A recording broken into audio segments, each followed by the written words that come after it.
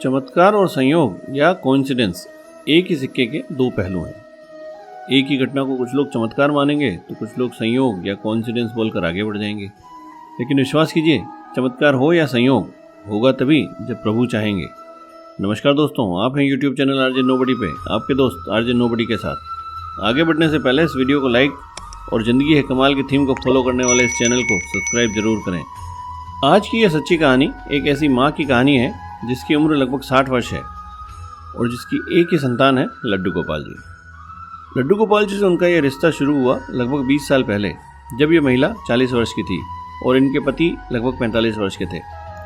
इनके विवाह को लगभग 22 वर्ष हो चुके थे, किंतु इनके कोई संतान नहीं थी। दोनों पति पत्नी दवा से लेकर दुआ तक सब प्रयास कर चुके थे, किंतु इनको माता पिता बनने का सौभाग्य नहीं मिला था।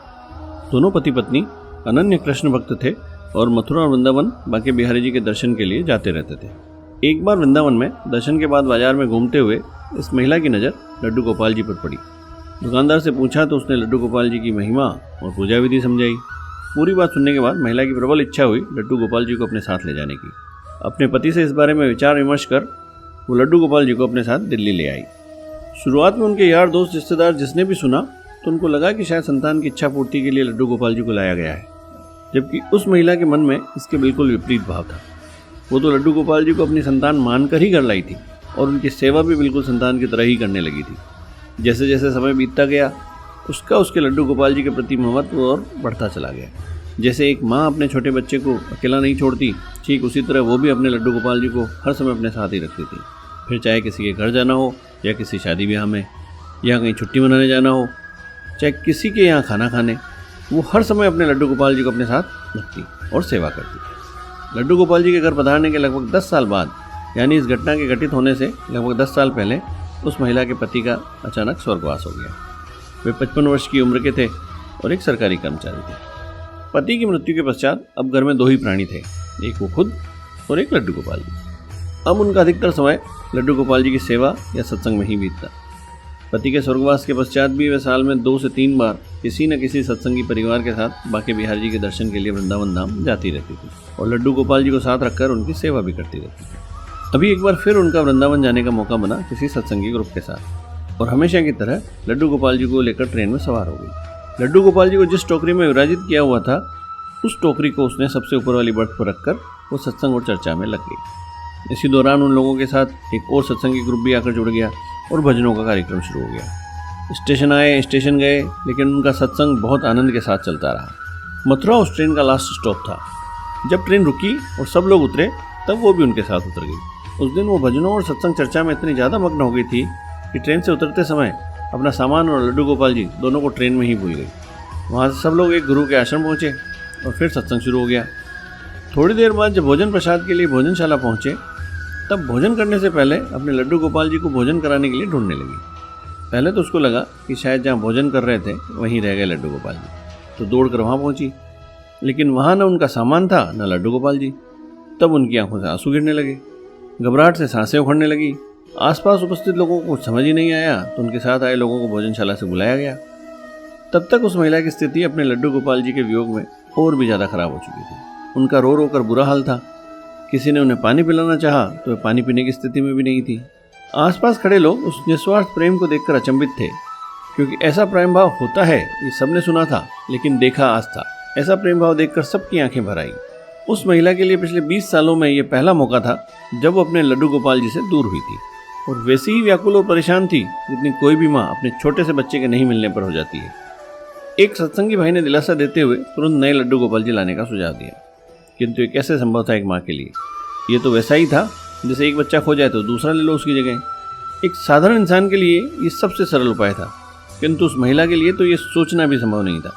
बहुत देर विचार विमर्श करने के बाद इस नतीजे पर पहुंचा गया कि हो न हो लड्डू गोपाल जी ट्रेन में ही छूट गए और स्टेशन से उतरने से लेकर अब तक 2 घंटे बीत चुके थे। इतने समय में या तो सामान और लड्डू गोपाल जी किसी ने उतार लिया होगा या फिर ट्रेन वापस जा चुकी होगी, तो अब लड्डू गोपाल जी का मिलना लगभग नामुमकिन था। ये सब सुनकर वो महिला स्टेशन जाने की जिद करने लगी। उनको अपने लड्डू गोपाल जी के वियोग में इतना तड़पता देखकर कुछ लोग उनको लेकर स्टेशन जाने के लिए तैयार हो गए। सब लोग स्टेशन पहुँचे। स्टेशन पहुंचकर वो तुरंत स्टेशन मास्टर से मिलने के लिए पहुंचे तो पता चला कि स्टेशन मास्टर किसी अर्जेंट मीटिंग में बिजी हैं और अभी नहीं मिल सकते। ये सुनकर महिला और जोर जोर से रोने लगी। उनको तो हर पल अपने लड्डू गोपाल जी से दूर और दूर होने का एहसास कराया जा रहा था। उधर अंदर जब स्टेशन मास्टर को बाहर किसी के रोने की आवाज़ आई तो उसने तुरंत घंटी बजाकर गार्ड को बुलाया। तो उसने बताया कि कोई महिला आपसे मिलना चाहती है। स्टेशन मास्टर ने बीच मीटिंग में ही उनको अंदर बुला लिया। सब लोगों ने अंदर आकर स्टेशन मास्टर से मिलकर उनसे लड्डू गोपाल जी के गुम होने की पूरी बात बताई। पूरी बात सुनकर और उस महिला की स्थिति देखकर स्टेशन मास्टर को भी बहुत आश्चर्य हुआ, क्योंकि ऐसा निस्वार्थ प्रेम यदाकदा ही देखने को मिलता है। तब उसने पूछा कि आप लोग किस गाड़ी से आए थे। तब स्टेशन मास्टर को उस गाड़ी का नाम और नंबर बताया गया। तो उसके चेहरे के भाव लोगों को कुछ समझ नहीं आए। स्टेशन मास्टर के भाव बहुत ही विस्मयकारी थे। स्टेशन मास्टर ने उस महिला को बैठने को बोला और अपने गार्ड के साथ कुछ लोगों को खोया पाया विभाग वाले रूम में जाकर चेक करने को बोला। जब तक वो लोग चेक करने गए तब तक स्टेशन मास्टर ने उस महिला को शांत करने की कोशिश करी। कुछ ही मिनटों में वो लोग खाली हाथ लौट आए। तब स्टेशन मास्टर ने गाड़ी के यार्ड में खड़े होने की बात बताई, जिसको सफाई के बाद लगभग 1 घंटे पूर्व ही वापस दिल्ली के लिए रवाना हो जाना था। लेकिन एक साथ सभी डिब्बों के ब्रेक में प्रॉब्लम होने के कारण रिपेयर में टाइम लग रहा था और अभी स्टेशन मास्टर उसी से रिलेटेड मीटिंग में बिजी था। अब क्योंकि गाड़ी की सफाई भी हो चुकी थी और किसी ने कोई टोकरी या सामान लाकर जमा भी नहीं कराया था, तो अब लड्डू गोपाल जी और सामान मिलने की संभावना लगभग खत्म हो चुकी थी। क्योंकि अगर कोई ईमानदार आदमी को सामान मिला होता तो जमा कराया जा चुका होता, और अगर कोई गलत आदमी के हाथ लगा होगा तो अब तक जाने कहाँ पहुँच गया होगा। इसीलिए स्टेशन मास्टर ने कुछ भी कर पाने में असमर्थता जताई। किंतु गाड़ी के अभी भी यार्ड में खड़े होने की बात सुनकर उस महिला को अचानक ही ऐसा लगा जैसे कि मेरे लड्डू गोपाल जी अभी भी मेरा वहीं इंतजार कर रहे होंगे, और एक बार गाड़ी में जाने की जिद करने लगी। हालांकि स्टेशन मास्टर को किसी भी तरह की कोई उम्मीद नहीं थी, फिर भी उस महिला की करुणामय स्थिति देखकर वे उसे स्वयं अपने साथ यार्ड में ले जाने को तैयार हो गए। पूरे रास्ते वो महिला बस एक ही बात बोले जा रही थी कि मेरे कान्हा जी मेरे बिना कहीं नहीं जा सकते, वो अभी भी मेरा इंतजार कर रहे होंगे। सभी लोग स्टेशन मास्टर के साथ यार्ड पहुंचे। स्टेशन मास्टर को यार्ड में देखकर इंजीनियर जो काम कर रहा था दौड़कर पास आया और गाड़ी में आई खराबी के बारे में बताने लगा। साथ चल रहे लोगों ने भी कारण सुना तो सबको आश्चर्य हुआ, क्योंकि सारे डिब्बों के ब्रेक जाम हो गए थे और वो लोग एक को रिपेयर करके दूसरे को रिपेयर करने जाते तब तक वापस पहला वाला जाम हो जाता। और ये सब किसी के समझ में नहीं आ रहा था कि वहाँ आखिर हो क्या रहा था।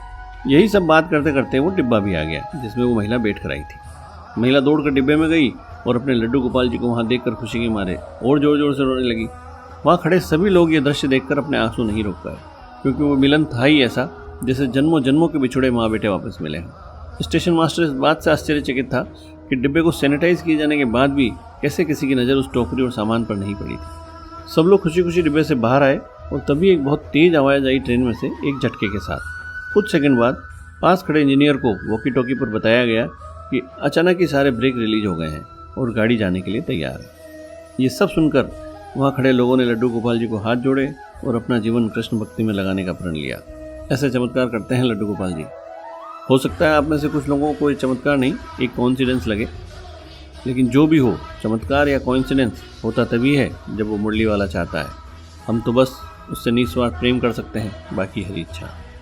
क्योंकि कोई ख्वाहिश नहीं है मुझे 100 साल जीने की, बस इतनी तमन्ना है कि ये ज़िंदगी हो कमाल की। अगर आपको ये वीडियो अच्छा लगा हो तो लाइक ज़रूर करें और ऐसे ही अच्छे वीडियोज़ के लिए चैनल को सब्सक्राइब करना ना भूलें।